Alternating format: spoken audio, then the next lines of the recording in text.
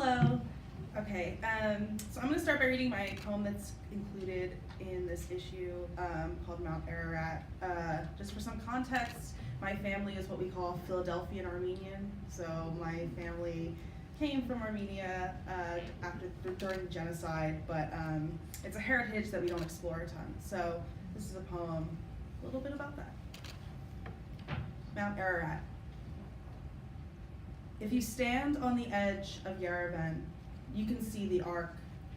Some will tell you it is only a shadow of a rock on a rock, or a smear of holy ink, or a bruise, or a cross of volcanic ash on the forehead of the cliff face.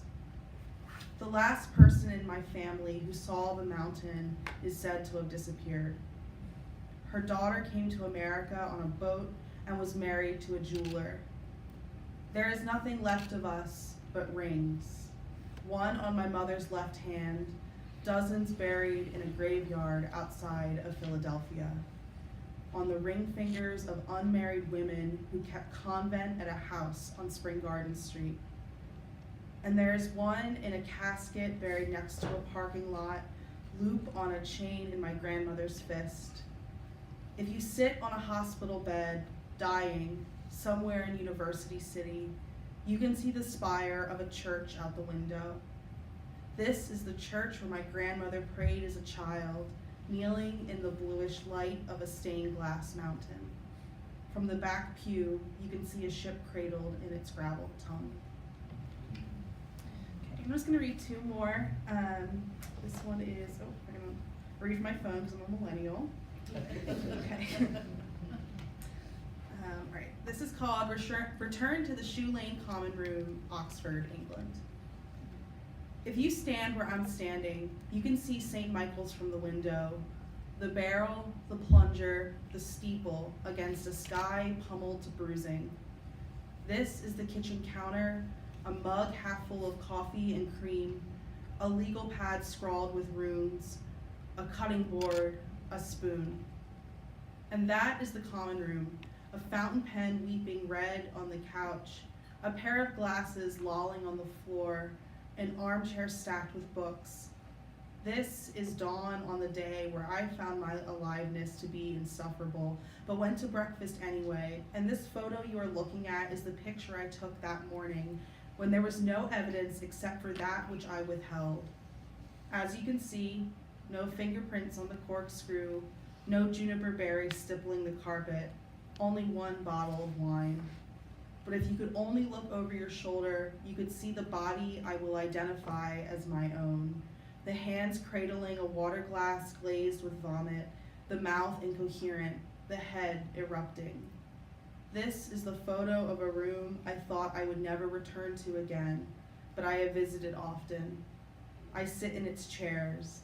I stare out its window. Last one. And this one's called Hermitage.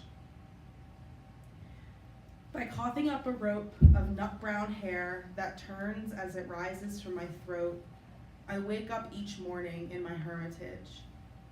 Into my waiting hands, it coils, cupped to accept the offering. This is the agreement I've made with my shower drain, so sick it is of a hooked metal speculum in its throat, the daily breakfast of Drano and soap. The trash can by my bed blooms with nests of hair and bile. I examine my head in the mirror, looking for bald patches, spots where the hair grows thin, but it is there, all of it, frizzy and defiant. I tie one end of the hair rope to the doorknob and the other to my wrist. I slam the door and try to yank my hand free, the way you would a rotten tooth. Mottled in red, the hand stays put. The doorknob rattles, alive on the floor. Sometimes I invite friends to my hermitage to show them my collections, the mantle lined with pins and razors, the blankets and socks made of my hair, the jar next to my bed where my father's head bobs in jello. At dinner, I offer all the wine I've ever thrown up, and they drink it, burning sweetly, while my dad's head and I pretend to enjoy our sobriety. Sometimes my old therapist will come for lunch and touch my things with his chicken bone fingers, Or, if I'm lucky, fuck me until he falls asleep, old man that he is. Sometimes I invite my mother's ghost to haunt me. Sometimes I invite my friends to my hermitage just to ask them to leave.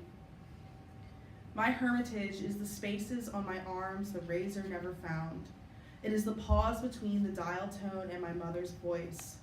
I have made it longer than anyone thought I would. My hermitage is every museum I've cried in. It is the street in Oxford where, inebriated and elated, I sat and ate chips and gravy out of a takeaway container until I felt sick, my belly already roiling with gin. It is the trembling space under my mother's legs, between her calves, and the ancient black paint of the Steinway where I laid as a child, while she played Grieg, and then Layla, and then Grieg again. The empty nursery in the church where I hid during my grandmother's memorial service, quiet and blue.